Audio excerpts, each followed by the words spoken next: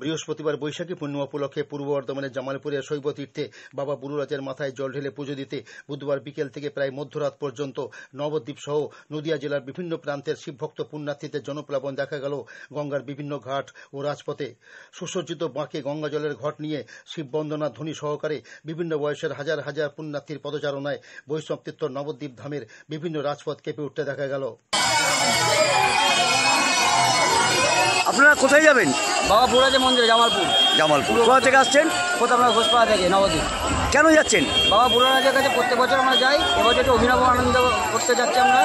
13 ফুটের বিশাল আকারের বাঘ এবং যেটা লজমান বাঘ বলে পরিচিত, প্লাস ডিজে সঙ্গে যাচ্ছে আমাদের এবং আমাদের প্রচুর ছেলে আছে একসঙ্গে, তারা আনন্দ করতে যাচ্ছে, প্লাস বাবার কাছে জল ঢালতে যাচ্ছে। বিশাল বড় বাঘ নিয়ে, বিশাল বড় বাঘ এবং 13 ফুটের বাঘ, এটা লজমান বাঘ বলে। এটাকে লক্ষ্মণ বাঘ বলে। লজমান বাঘ বলে। আপনার নাম? জগন্নাথ ঘোষ।